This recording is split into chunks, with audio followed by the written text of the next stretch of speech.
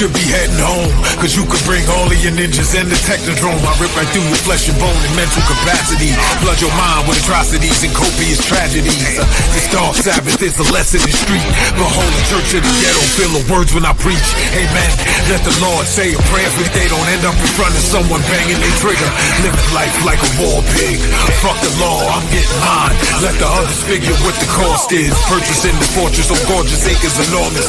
Car park full of foreigners and women just waiting on us. We living the dream. Y'all living like hell is earthbound. We are not the same. You've been a lame since birth, pal. I don't feel sorry. I recommend they go dirt bound. Doggy dog world, and you've been looking like Chuck Brown.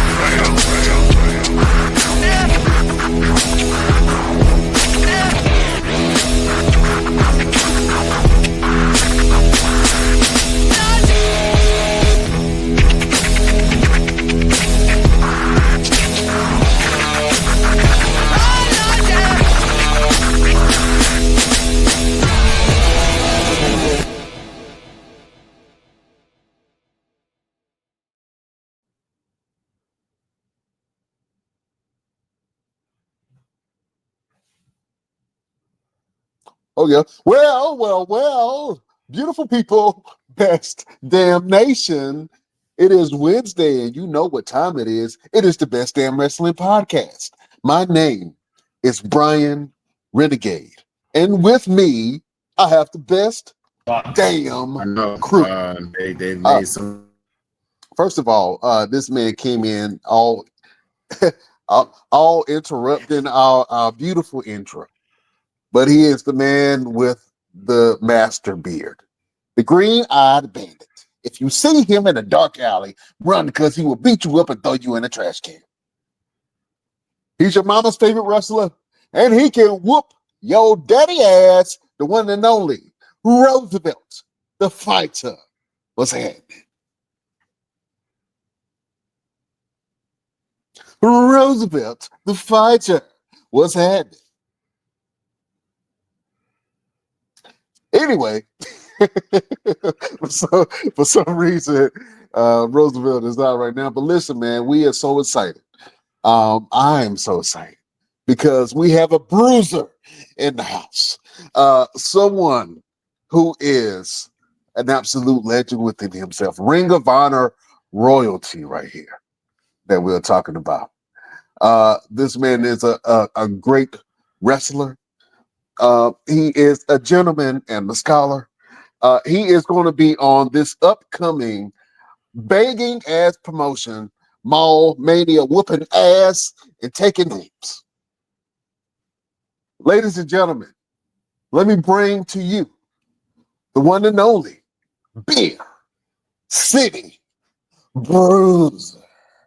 What's happening, man? What's going on? I don't know if I'm scholarly, but well, you know what I'm saying. I think you are. Yeah. Now tell people to watch their mouth around you. Absolutely. Oh man, thank you for being on this show, my brother. How you feeling? I'm feeling great, and thanks for having me. I'm feeling real good. Yeah, man, absolutely. Before we go down your historic career, I want to thank you for your professionalism, man. I told you before we got onto the show, I saw the microphone, I saw the headphones. I said he came prepared. Yeah, I used to be in the podcast game. A good buddy of mine named Tim Dennis. He still hosts a podcast. It's a fantastic podcast called Darkness Radio. And if you love paranormal, if you love aliens and ghosts and Bigfoot and all that, every Wednesday he has his Darkness Radio. And then on Tuesdays, he does a real funny segment on it's called Dumb Crime, Stupid Criminals. It's for like his True Crime Tuesday. And then Thursday, he always interviews like authors or actors and stuff like that within the paranormal realm. So darknessradioshow.com is where it's at. And I suggest people check it out. I pop in every once in a while, but I haven't been there in a while because wrestling picked up again. So I don't have time for both. Well, are you a conspiracy theorist yourself, sir? Depends on the conspiracy theory. I have some, and then there's some that I just think are ridiculous. Oh no, I think all conspiracy theories have a little basis to them. You know what I'm saying? Well, yeah, every theory has to have a nugget of truth. That's how it starts. It's Yeah, the man. conspiracy is when we get involved and start discussing what happened, not knowing what happened. Mm. But I there's know too always a much. nugget of truth. It is, man. I know a little too much. That's why I have a wrestling podcast. Nah, I ain't crazy. You know what I'm saying? I see how they destroy people's lives. Nah, I'm good. They're all Yeah, man. watching and listening. They all watching and listening. Beware.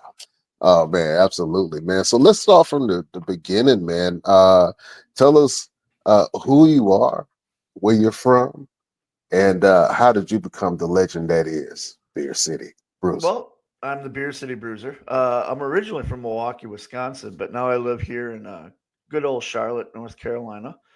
Best All move I ever made was getting out of the Midwest. The weather sucks and sports teams are good, but the way I got into wrestling, became the Beer City Bruiser, was some buddies. I've always watched wrestling. I grew up with it when I was like 7 years old. I first saw Brody and I was like, okay, this is it. This is for me.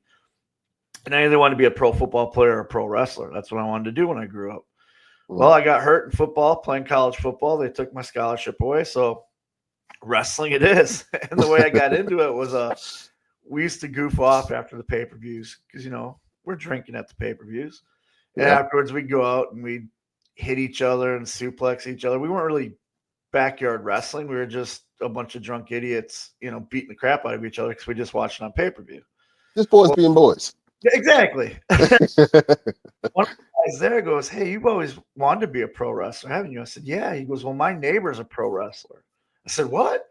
He says, "Yeah, they just had a ring set up in my yard because the news came out and they were showing how you can become a professional wrestler. Would you like to meet him?" And I was like, "Well, yeah." So he took me over. It's 11 o'clock at night, and I'm pretty drunk going on, knock on this guy's door. And a guy named Jet Bennett answered, and he kind of had a baseball bat behind his back, and he's all like, "Who's knocking at my door at 11 o'clock at night?" Right. We got to talking, and to this day, he's still one of my best friends. I love him to death. But he introduced me to a guy named Trevor Adonis, and Trevor would take me before shows, and he'd train me and stuff like that. And then when I got the opportunity to do a Harley race camp, he used to do these 7-day long camps. I did it, and they always chose 3 people from the camps. One would get signed to a developmental contract with WWE. One would go to Noah, Pro Wrestling Noah's dojo for 3 months, and one would get a scholarship to Harley School. And I got the scholarship to Harley School. So I ended up moving down there and then spending the next 6 years of my life training with Harley and just really learning the business side of professional wrestling. And man, it was a blast. And that's when I was like, you know what, I can do this as a living. Got home and just started applying everything I learned and made my name on the independents and then got signed to Ring of Honor, and here we are. What surprised you the most about learning about the business of wrestling? You know what I'm saying? What's something that surprised you the most? What surprised me the most is there's a lot of promoters out there and a lot of and wrestlers too that don't know the art of negotiation. Mm, This is a type of business where you're unless you're signed to a contract, you're an independent contractor either way, but like you can negotiate prices, and right. you can tell the promoters that don't know how to negotiate because they'll just either hear your price and say no, or they'll throw back another number that isn't even in your ballpark, And Harley taught us the proper way of how to negotiate, like don't value yourself. We all value ourselves high because you should have great self-esteem and stuff. But when it comes to wrestling, you don't want to value yourself so much that you price yourself out. But you don't want to price yourself so low that you're beating up your body for nothing. Right. So we had to figure that out. And he introduced us to a couple of promoters that actually would negotiate with you. So you could actually do that. And that helped me when I got in Ring of Honor because, the contract comes up and you got to sit down and it's negotiations. It's not the first contract, yeah, sign that right away. But the second one, it's kind of like, hey, here's what I'm bringing to the table. I think I'm worth this. They come back with, we think you're worth this. Then you start putting your facts there, like, well, we did this, and they come back and forth, and then you eventually meet a number you can agree with, you know. Right. And I'm shocked that not a lot of people negotiate, you know, like just because I throw the first price out at you, that doesn't mean that I might not negotiate to come a little bit down if you know, if I do my research into your company and whatnot. Yeah, man. It's a little bit about believing in yourself too. When did you start feeling confident with or comfortable within the wrestling business? I didn't really start feeling comfortable probably until my second year with Harley. So I was about 5 years in, and that's when I started feeling comfortable. But I always pride myself on getting out of my comfort zone, Mm, because in order to be successful, you have to get out of your comfort zone. And so what I always tell, and this is why I teach my students now, is get out of your comfort zone into an uncomfortable zone and make that your new comfort zone.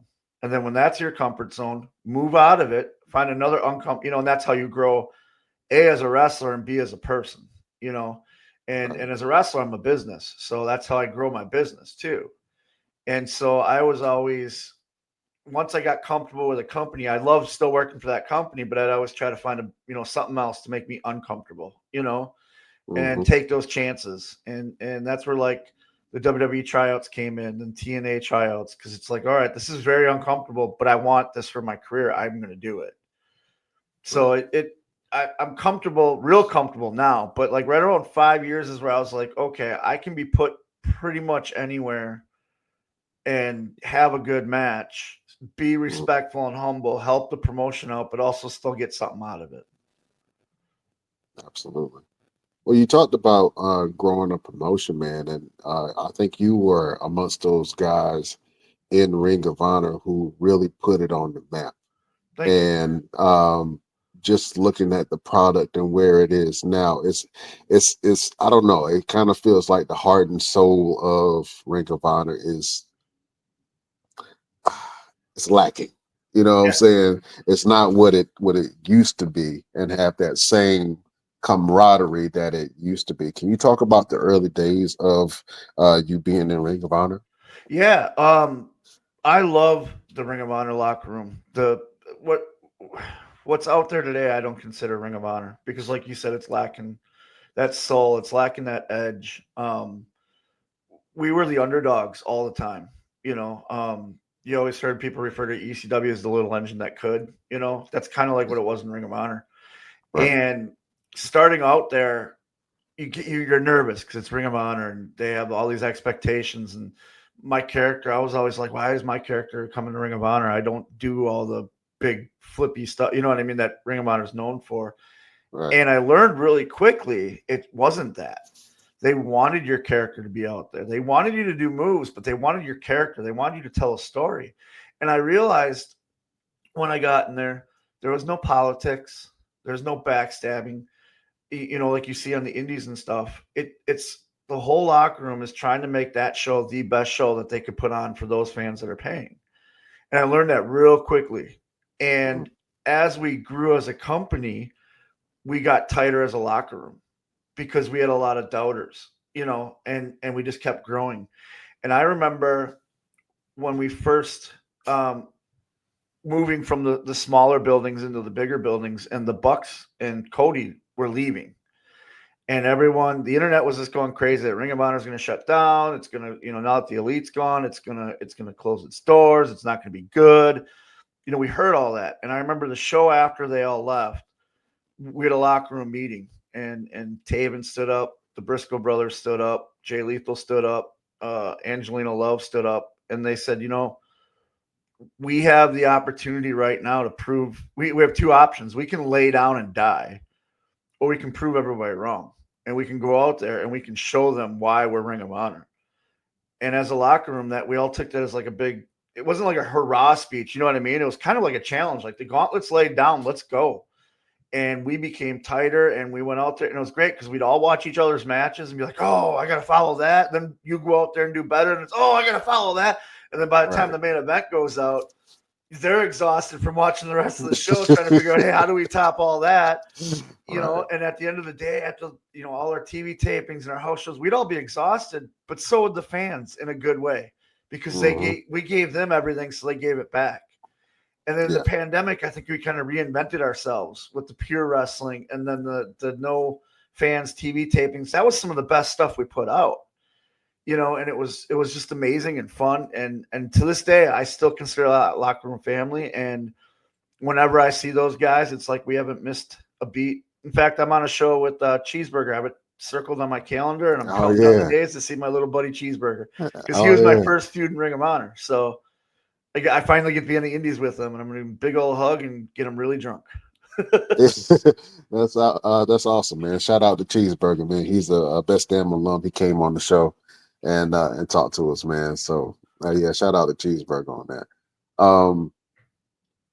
Going back to those days, man, what do you think? Do you think that you guys were competing to get noticed as a company as a whole, or was it more hey, everybody bring their talents to the table so we can just put on a good show? We wanted to be looked at as a company as a whole. We wanted the company to succeed. We all knew that if the company succeed, we would succeed, because Hunter, the booker, made sure that he would put you in a position to succeed. He would lay out, you know, he was real open to ideas, but he'd lay out what he kind of wanted you to do, and you could go back and forth with him.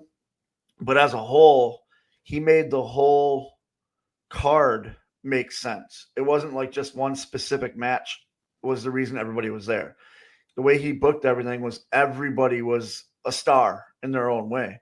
And we felt that. So we wanted to push the company as a whole, and we wanted to grow the company. And I remember my first time there, we didn't have a Tron. We just had the girders, you know, like that with a curtain and an ROH thing, and just walking through that. And then I remember the last show, you know, we have the giant Trons. We're surrounded by TV screens. We have on all the barriers, you know what I mean? Like we're just, we knew we grew. And it was, we could look around and go, that was us. We did that. You know, the company's invested in us. We're going to invest in the company. And now look, we're successful. Yeah, absolutely, man. If you had to have a match with anybody from that old roster right now, who would you want to face? I would want the Bouncers versus the Briscoes. Me and Brian Malonis against Chicken and Jay. We had some of our best matches with those guys. They were hard hitting. They were violent. They made sense. And then at the end of it, after the four of us beat the crap out of each other, we'd get in the middle of that ring and share a cold beer. And it was just showing you can go out there and beat the crap out of your brothers, but at the end, it's out of respect. Win or lose, it's respect. Yeah. And our feud, we were heels when we faced them. We were baby faces when we were facing them. We never had a bad match with them. And some of my favorite memories are those matches with Jay and Chicken and Brian by my side. And sadly, we lost Jay. He passed on, and then Malonis just recently retired due to injuries and stuff like that. So, but if I could go back to those days, man, that would be it. One of my favorite matches was Lowell, Massachusetts. It was my birthday, my 40th birthday. 41. And we wrestled them, and it was on their. We were supposed to be the main event, and they moved us to first because Chicken's wife had gone into labor. So he literally had to get done with our match. We set up an angle with God, and then he left, went to the airport, flew home, and his child was born. Oh wow! Yeah. Oh, that's crazy. Oh man, let's go to your family, man. What did they think when you told them that you wanted to get into the wrestling business? So my mom and dad weren't on board right away. They thought it was just a stupid dream. They've always supported our dreams, but they were kind of wanting me to really lean into the football player dream. Mm-hmm. And when the injury happened and I couldn't play anymore, you know, they were kind of like, okay, that was your dream. It's done. You know, get a 9-to-5 job. You had a kid at the time, you know, I still have a kid, but you know what I mean? Mm-hmm. You know, you have to support this child. And actually my son too. So I had two of them right then, and they just didn't believe in it. And then I remember the first time I wrestled I wrestled Honky Tonk Man, and I was the heel, and I got a Diet Coke can threw at me. It was a little kid that threw it. And after the match, my dad shook my hand and he gave me a big hug. He goes, "You do this wrestling thing." He's like, "You're really good. That kid hates you." And ever since then, they've been on board. Was the can full? The can was full. I looked at the kid and I said, Where did you get that? And where's your mother? You need to be disciplined. The mom goes, "Who do you think bought him the Diet Coke?" And I was like, "Come on, lady." That's bad parenting right there. That's what I said. And my dad just loved it and ate it up. And my mom too. My dad's been like one of my biggest supporters since.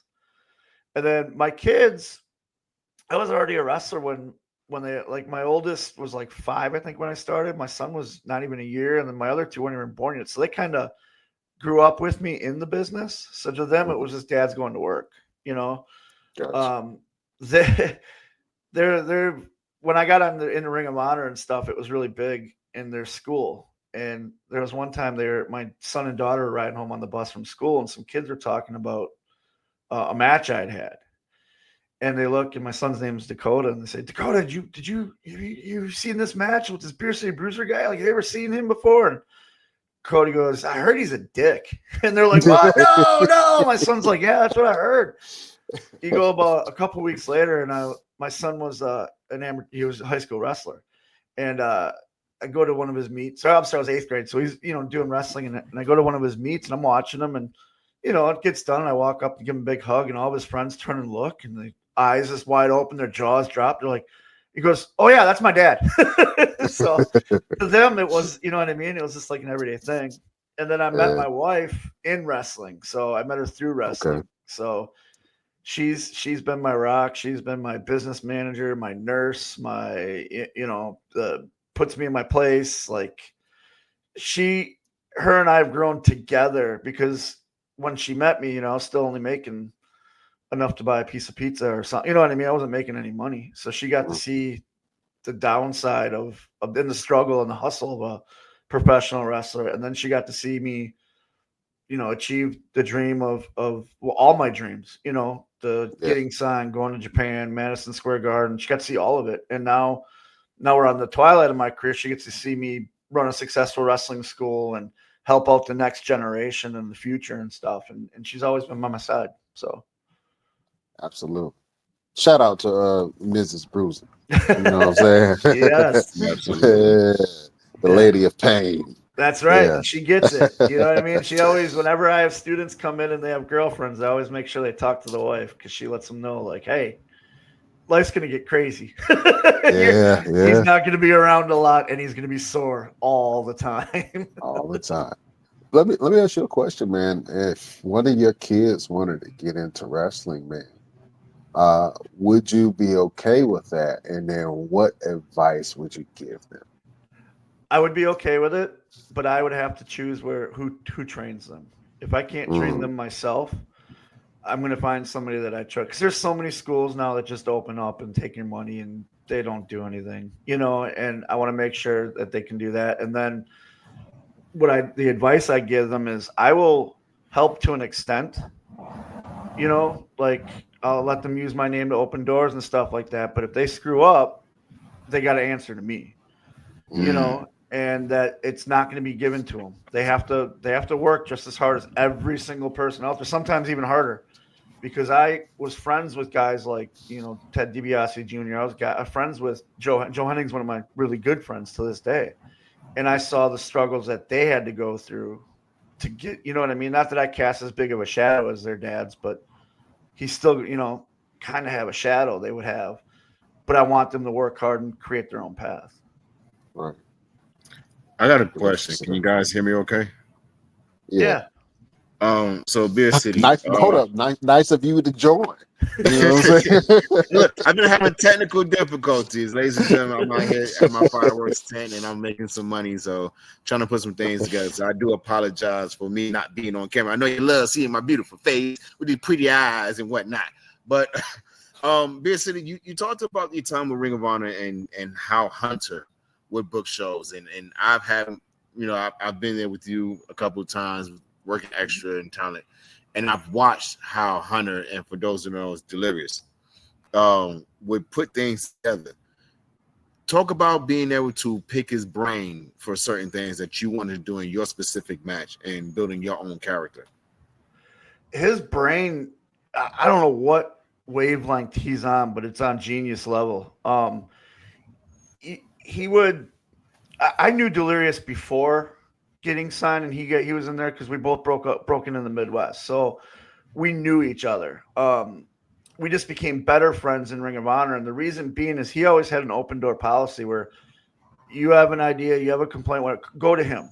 He'll leave his door open. Come on in, talk to him. So we could go and be, okay, he'd always give you, okay, he never booked just the one show. He'd be like, hey, this is where we're going to start, but we want to get to here. And then that middle part, he'd have an idea what he wanted, but he'd be open to your interpretation too, because his thinking was, your character better than anybody else. So he's not going to tell you how to be your character when it's your character, but he's also going to be there and be like, okay, once your character do this in this situation and make you think outside the box.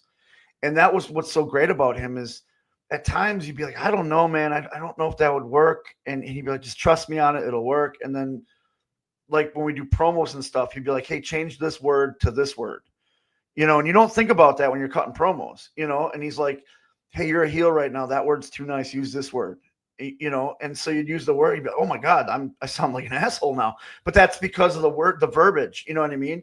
He never tell you what to say in your promo, but he would listen and he would break it down and go, I think if you word it this way, you're going to get your point across a little bit better. For instance, I used to do those 30-second TV ads to let you know what's coming up on the next episode of Ring of Honor.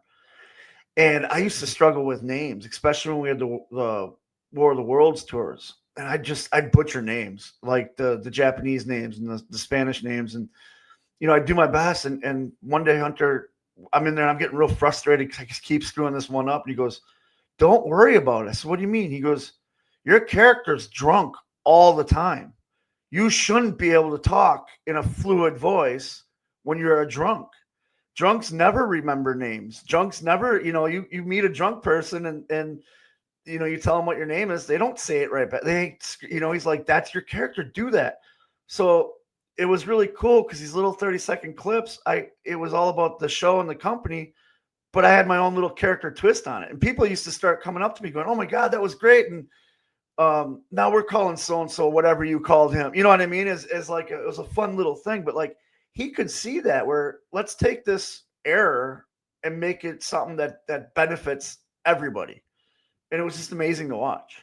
And when I got into production stuff, I made sure to go to him and go, this is what I want to do.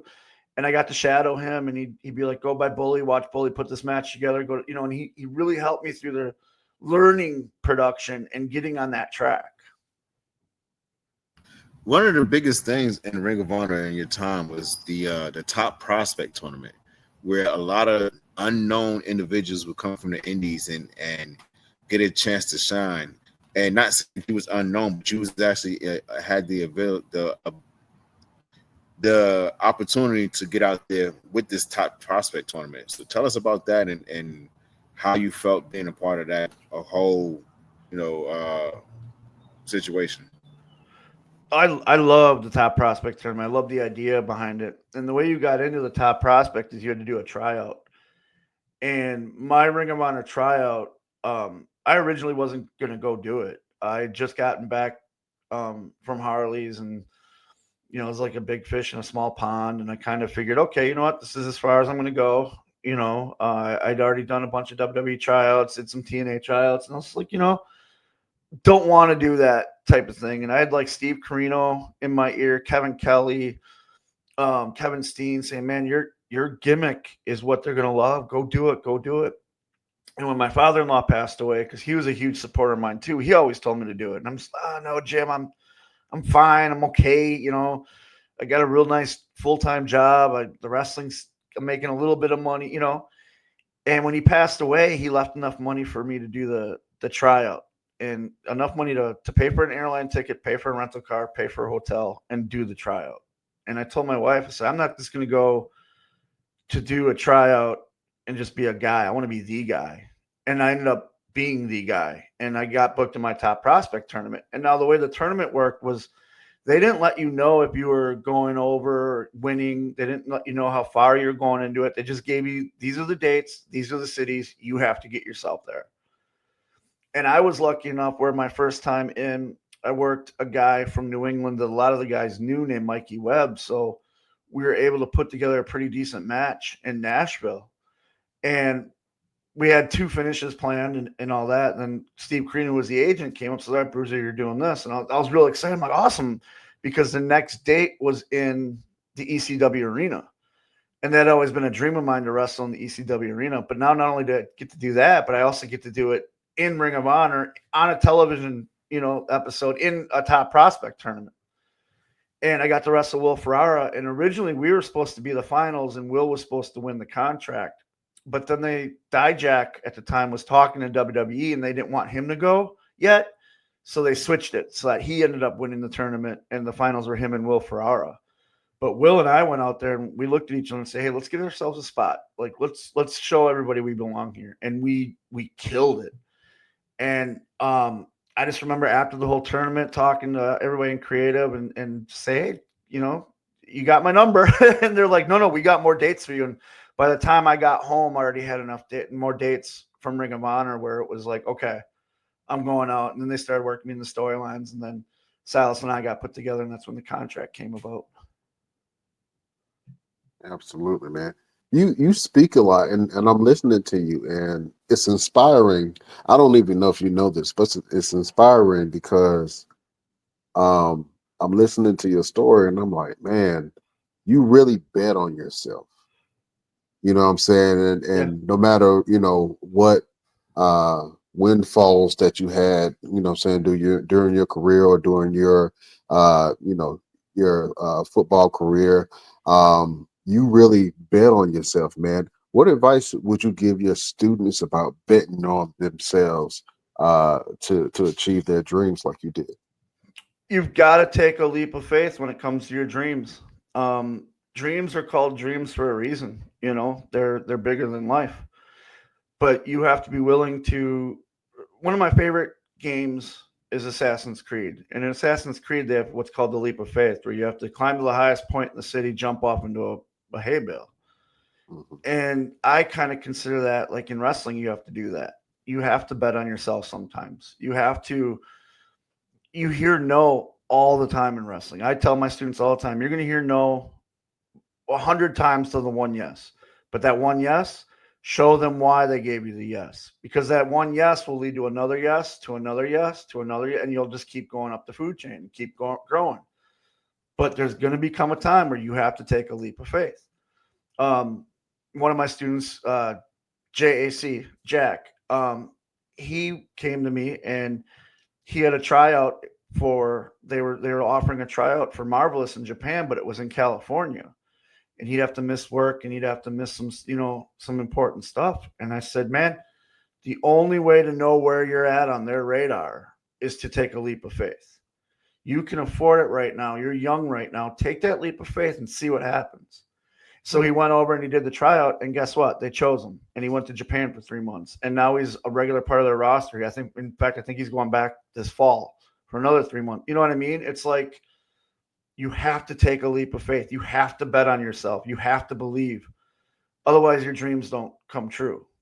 And that's just the way I was always raised. Is the only person that can hold you back from accomplishing your dreams is you.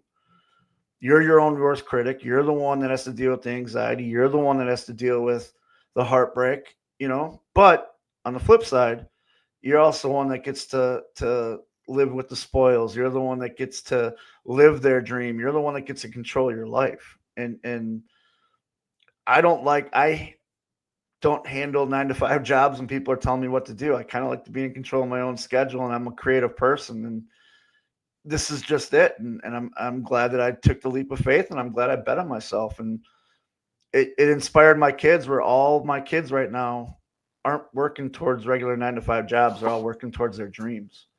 and they're succeeding at it, which is really cool to see. Oh man, that's awesome. I love that. Roosevelt, you still with us or you sleep? No, I'm here. I'm here. So my next question for Beer City: the moment you won the Ring of Honor World Tag Titles with Silas Young, tell us about that feeling. So we didn't actually win them. We won the Top Prospect tournament. I believe it was a 2016 Top Prospect tournament. And then that led us to doing feuds. And all the times we'd win, we'd get DQ'd. So we never really won the belts. But I remember doing they told us, hey, because we were just thrown together last minute. It was literally Hunter walks up to us and said, you know what? Your character is a drunk that loves to fight. Silas's character hates everybody. You both from Milwaukee. Why wouldn't he like you? So we're putting you together. We'll see if it works. Okay. We went out with War Machine, the Viking Raiders now, and ended up just killing it in Minnesota. And we had such good chemistry, they ended up making it a feud and put it on TV. So they told us, we can't put the straps on you right now, but we're going to build you up. We want you guys to win the Top Prospect tournament. And not only did we get to win the Top Prospect tournament, but we got to pin one of the Briscoe brothers, which when you think Ring of Honor tag teams, you think the Briscoe brothers. And for us to pin them in Milwaukee in the finals was a really good feeling. And it was kind of like where I was like, okay, I've got some footing in this company. They believe in me, and it felt really good to have the company behind you. Absolutely. Now you've been in some pretty stiff matches, man. Who do you think that you have the best chemistry with when it comes to stiff matches? There's a lot, man. The Briscoes, obviously. I remember the first time that Malonis was with me and we were working the Briscoes, and I already worked them at least a dozen times with Silas, but he says, I'm so nervous. They beat the crap out of you and all that. I said, no, man. I said, they wrestle like we wrestle. They work like we work. They're snug but safe. I said, but I'll tell you what, you're going to get home Monday and you're going to be sore all week long, and bruises are just going to show. And that's how it was with them, because they had one button, and that was go. I did that with Silas whenever Silas and I would work. Vincent, when we did the bar fight without honor match in Vegas, we were wailing on each other because it was pay-per-view and we wanted to show the people, hey, this is a fight. I had amazing chemistry with them. And then my boy, Shane Taylor. Shane and I hit each other so hard sometimes because I found when you're more respect, more friendly with the guy, you kind of lay it in there. And we were in San Antonio, and it was a survival of the fittest tournament. And they were putting us on there, and Shane goes, and we were both just freshly signed to the company. And Shane says, let's go out there and let's lay it in. Let's make this look like a fight, because let's give them a reason to push us even harder. I said, yeah, man. At first forearm, I'm like, okay, this is how we're going to do it. All right. And it went back and forth. And it's one of my top 5 matches of all time. And we had everybody in San Antonio on their feet, and we got through the curtain. And after the show, Hunter walks up and goes, that's why you guys are here. That's the reason. And it set the tone for the whole show, and it was a lot of fun. Yeah, I know you were like, damn, Shane, you knocked all the phlegm out my I could breathe. I knocked all the phlegm out my lungs, man. and look, I've been hit by Shane and Keith Lee, so yeah, and I can attest to all that. Yeah. It's just, and I remember afterwards we went to some little hole in the wall bar, and the bartender comes over and there's a shot of tequila, and he goes, hey, that young man down there is buying this for you. It was Shane. And I was like, thanks, Shane. Back some tequila. That was the thing. That became a thing after that. Now I think about it. Every time I see Shane, we do shots of tequila. So thing, I think. Yeah, that's the thing for sure. Oh man, let's talk about your WWE tryout, man. How did you feel about the tryout, and how was it for you? So I got to do, when I broke in, I got lucky where you got to do, when you were brought in as an extra, that was your tryout. so before the show was filmed, they'd put you in the ring and you'd work matches. And like when I started, my first time doing extra work was with Ken Kennedy. And he kind of broke it down for me, like, hey, this is what they're going to look for. This is what you're going to do and all that. So like, I kind of knew going in, like, okay. And like, you know, it was with guys that I've wrestled before, like CM Punk wasn't signed yet. He was an extra. Colt Cabana. There's a guy named Eric Priest who just passed away. So those guys I was used to. The nervous part was where we were at. Because literally while you're doing your stuff in the ring, you look in the crowd and there's Paul Heyman, there's JR, there's Steph McMahon. You know what I mean? So you're kind of like, okay. So like you get real nervous at first. But every time I went back, I'd always take their advice so that it might be 6 months before they see me again. But when I got back in there and they saw me and they pulled their paperwork out on me, it's like, okay, this is what he needed to work on. And then I worked on it.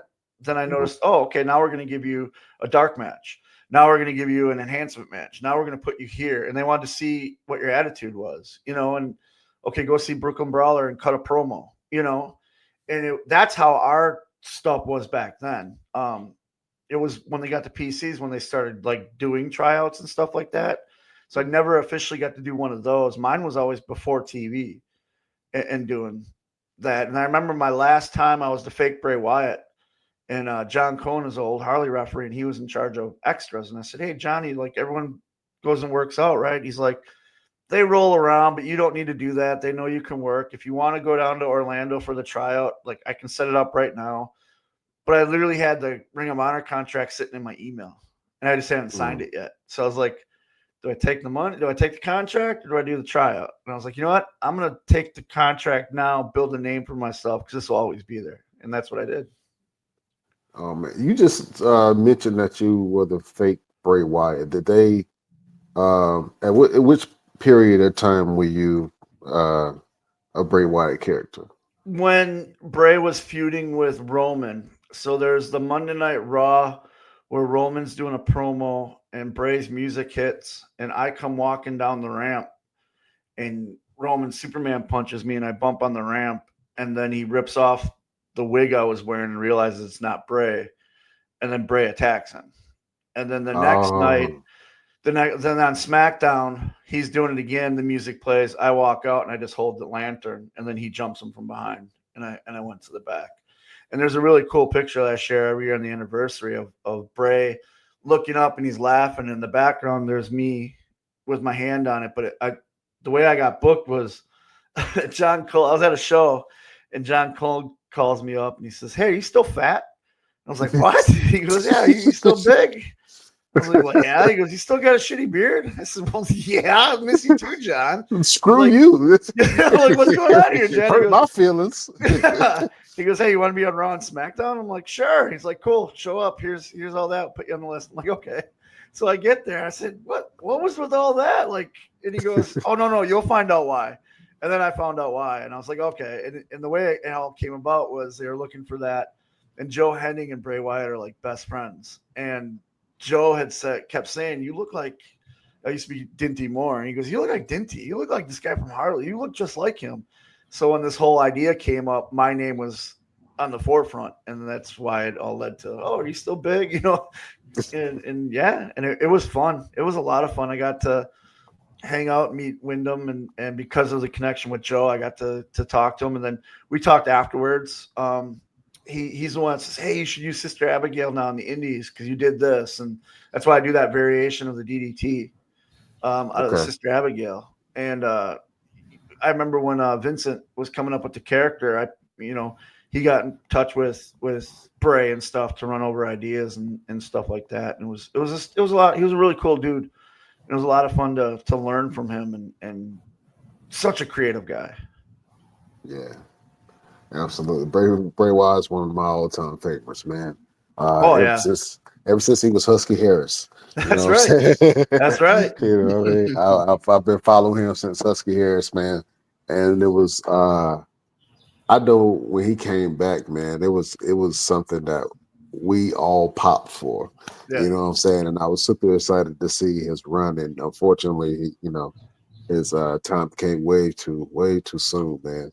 I got to watch his creative process because he had to do a promo.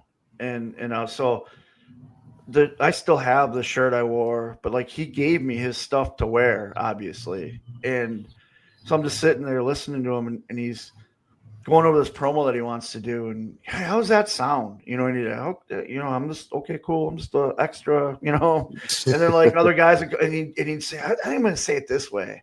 And then he just was constantly thinking, you know what I mean? And it was like, what if we did the lighting this way or did it this way? It's like, man, this guy's on a whole new level thinking of this character, and it worked. I think it was one of the best characters out there. Absolutely, man. Well, like I said, shout out to Wyndham or Yes. Bray Wyatt, man. Absolute legend. Oh man. So your time in 10. Go ahead. I got another question. So you work a lot on the independents, and one of the bigger companies that you work for here in North Carolina is AML. Talk about your time with AML and the dynamic storylines that you've been a part of. Oh man, AML is home.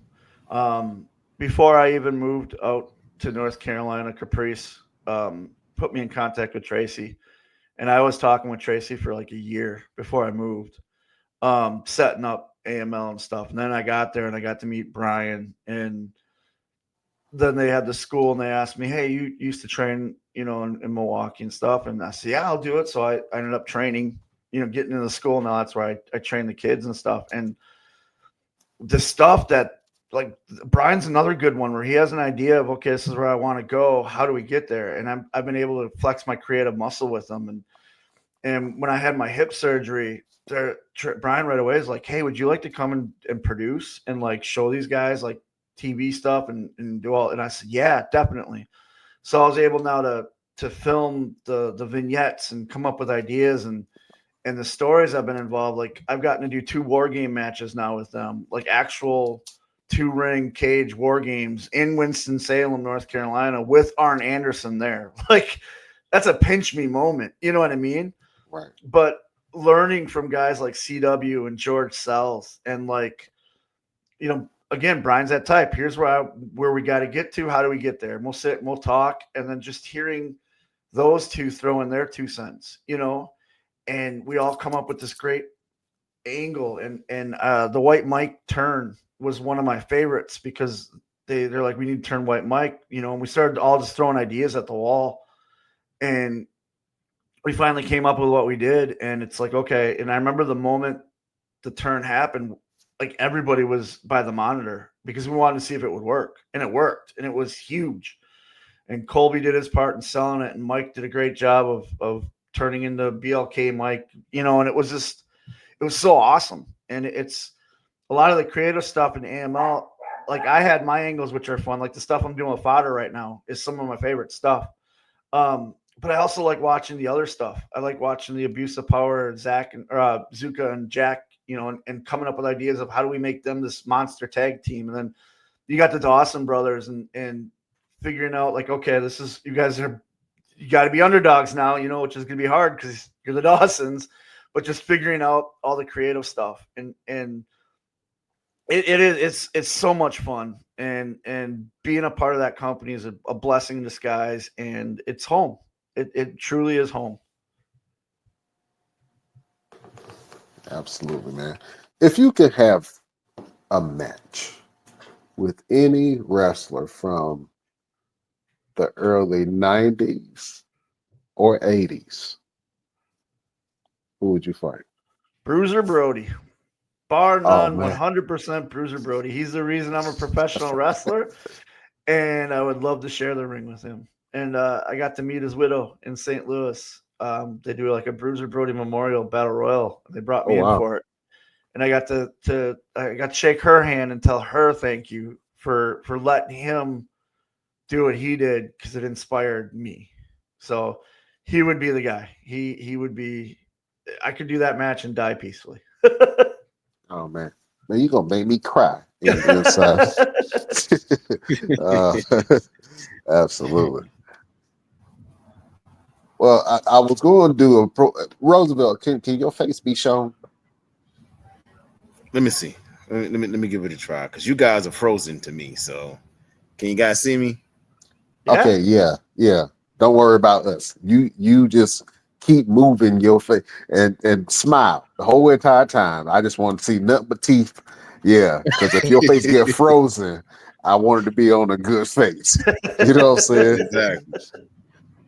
Well, Bruiser, listen, you have the gift of gab, sir. Thank you. And you have been doing this thing for ever. And I want to test your chops real quick, if that's okay. We have this segment on the show, and I want you to cut a scathing promo against Roosevelt. I want you promo. a scathing. I want you to give him a tongue lashing. I want you to threaten him within an inch of his life. You know what I'm saying? I want you to give me that feeling like you holding him by his ankles off the top of a balcony, and he owe you money. You know what I'm saying? I want to give that feeling. You know what I mean? So I want you to cut a scathing promo against Roosevelt in the segment that we like to call Best Damn Promos. Are you down for this? I'm down. But since you slow down, you going first here, brother. Oh, okay. All right. All right. He said he's going first. All right. Well, listen, beautiful people, prepare yourself. We are going to war.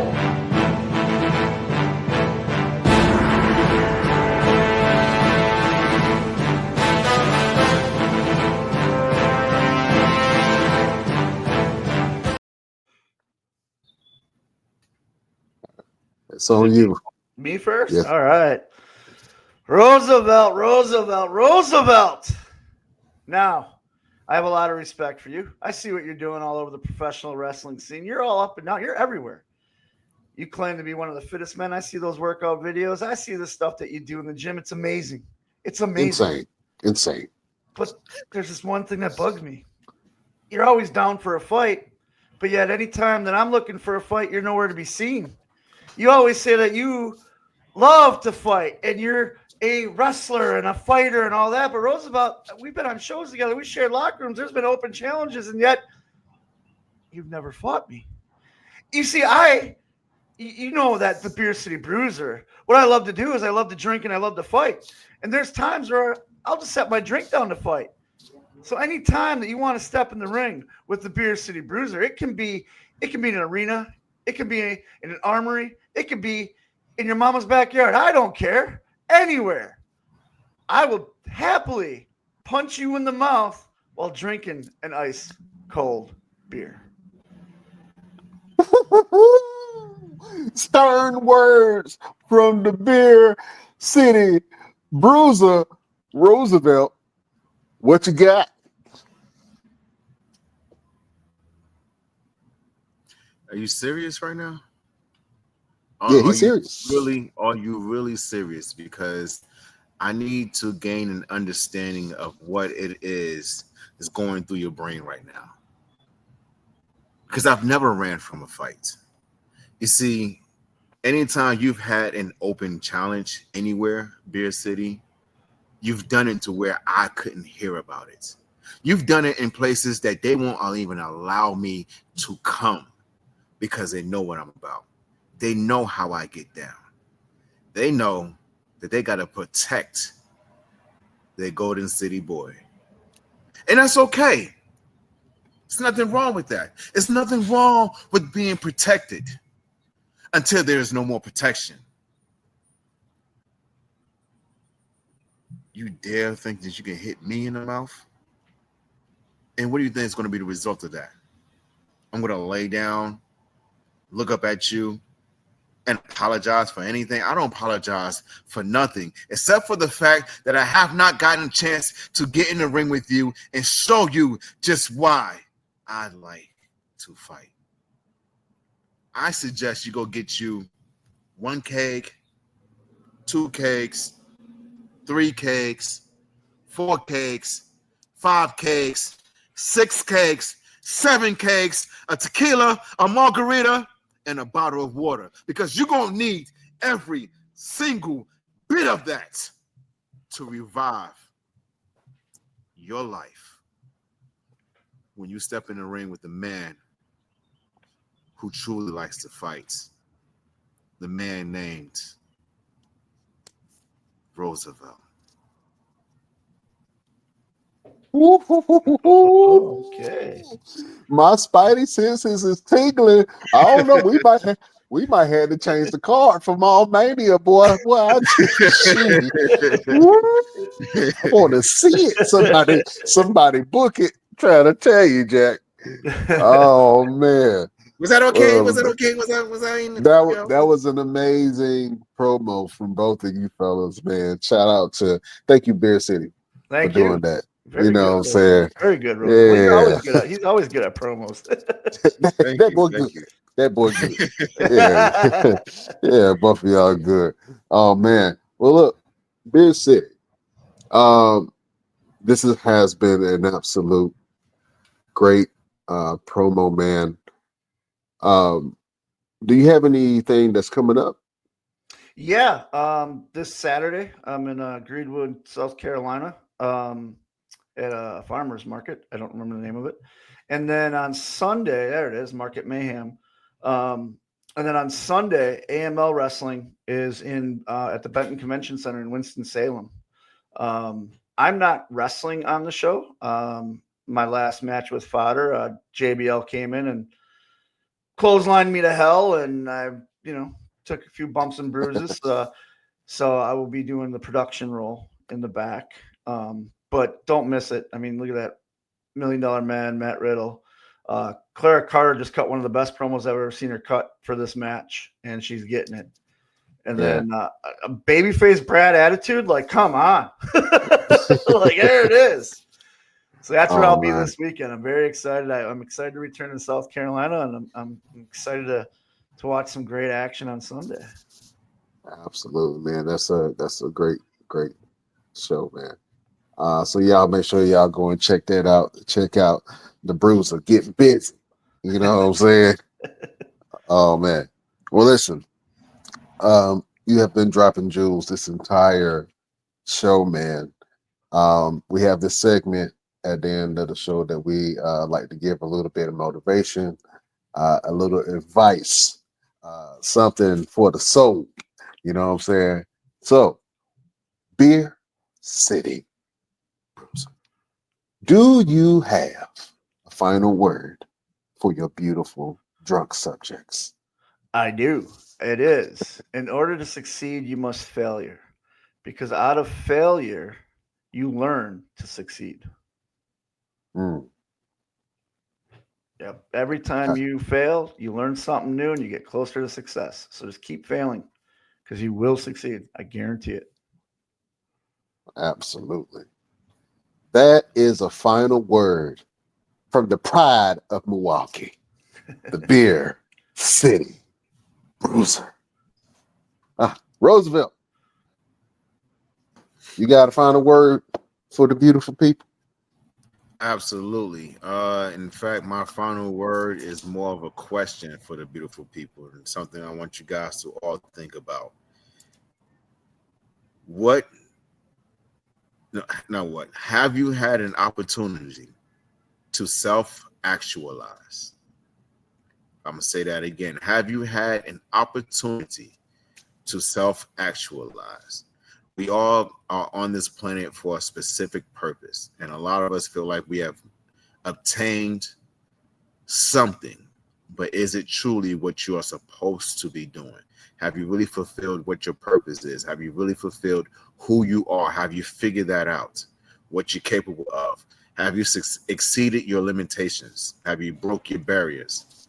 Have you had an opportunity to self-actualize?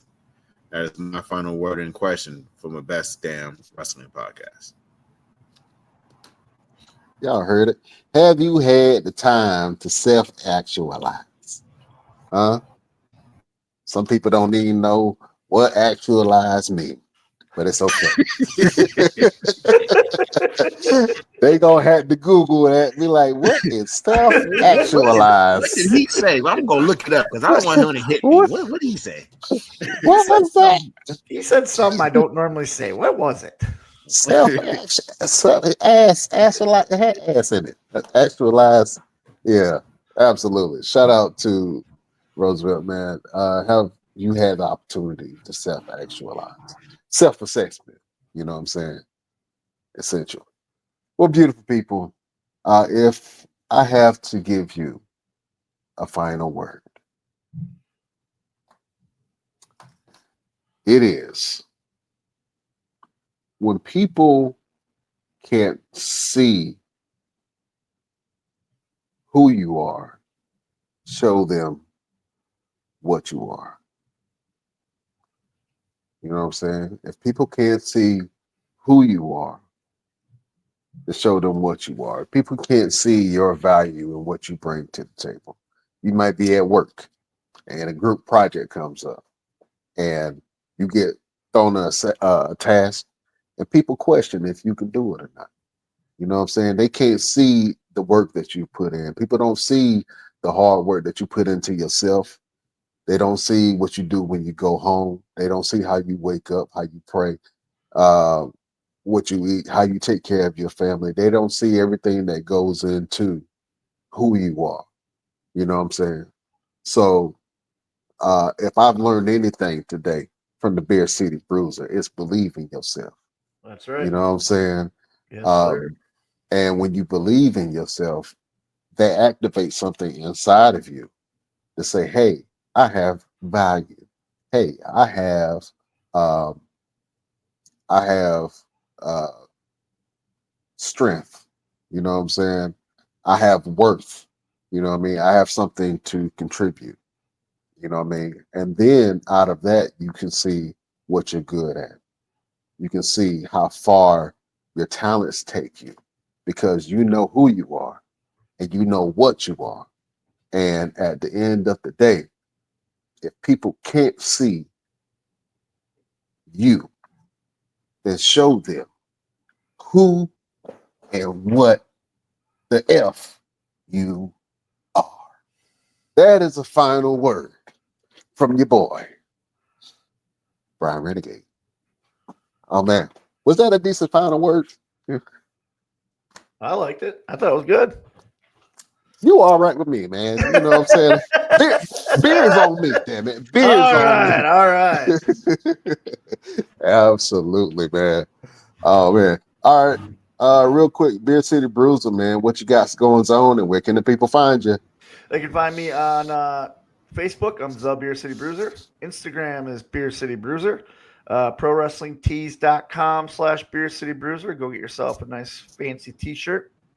And then on Cameo, Beer City Bruiser, I can do shout outs for everybody left and right. I'm no longer on Twitter. Got rid of that. Too much hate. So those are all my socials. Okay. Absolutely. Go check out Beer City Bruiser and everything that he got going on. Roosevelt, what you got going on and where can the people find you? They can find me at this tent every daggone day. Come buy this stuff, y'all. I'm sick and tired of listening to sleeping out here in the car. Come buy this fireworks so I can take my behind home. Please help me, please. But I'm located 3517 Strickland Road in front of the Home Depot in Raleigh, North Carolina. If you guys are interested in buying fireworks and preparing for your 4th of July celebration, this Saturday I will be in Florida. I have a studio taping with Just Wrestling number 6. This will be the final Just Wrestling taping that we will be doing.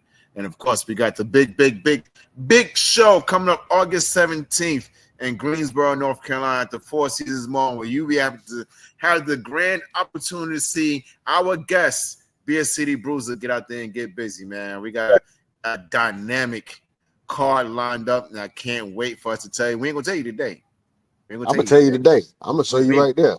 Yeah, that's just some of the people that's going to be on this card, man. Now we're planning a big show, unlike North Carolina has ever seen. So this is going to be absolutely amazing. And we still adding people. You know what I'm saying? Everybody's hitting up Roosevelt phone like, how the hell can I get on this card? You know what I'm saying? All that talent you got on there. They want to get on there with all that talent.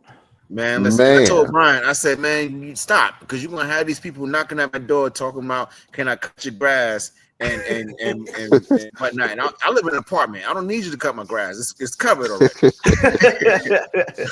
But you guys can find me on TikTok, official_Mr. Everything. I got pro wrestling tees and all that too, but I don't know how to promote it. I need to start promoting this stuff again because I need money. I need money. But you guys make sure you follow the podcast too, man, because we got some amazing things coming up, amazing interviews coming up, and of course, you got to follow your boy Brian and all his food ventures. So tell him, Brian, where they can find you at. Oh yeah, you can follow me on all platforms at Brian Renegade, wherever you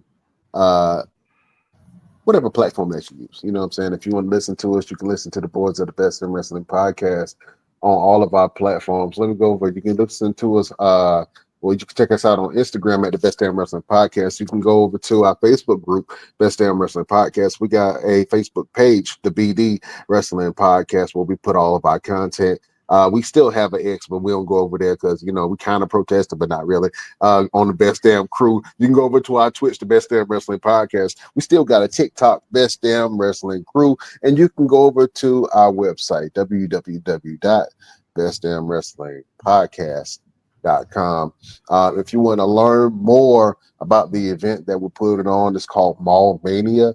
It is a wrestling and gaming expo inside Greensboro Four Seasons Mall on August 17th.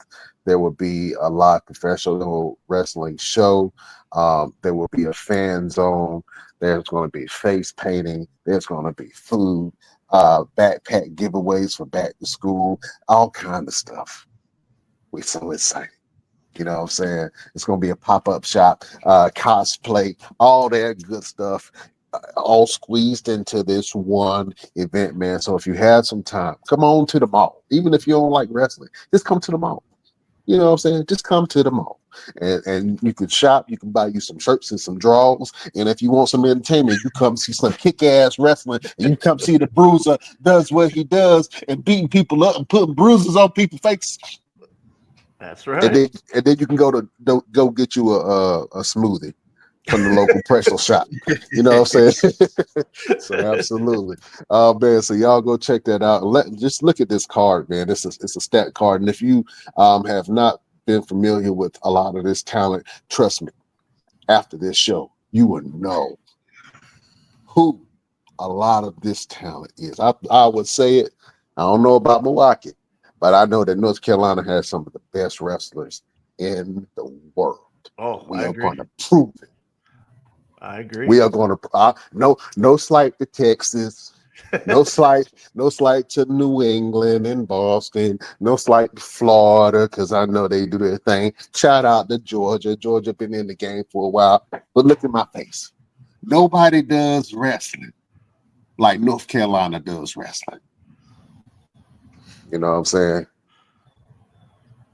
And the Bruiser couldn't attest to that because he's whooped many a ass from in North Carolina. Best thing I did was move to North Carolina. He came to North Carolina just so he could whoop ass. That's right. You know what I'm saying? Sure did. He specifically came here so he could whoop ass.